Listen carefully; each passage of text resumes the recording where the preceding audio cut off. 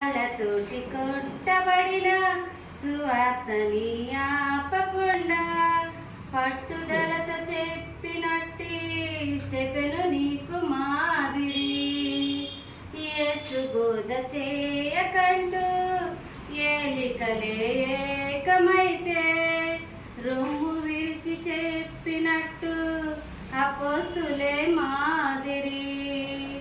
ఎదురు వస్తే కైసరైనా ఎదురు తిరుగునేస్తమా, బెదురు పెడితే ఎవడైనా నిద్రపోకుమా.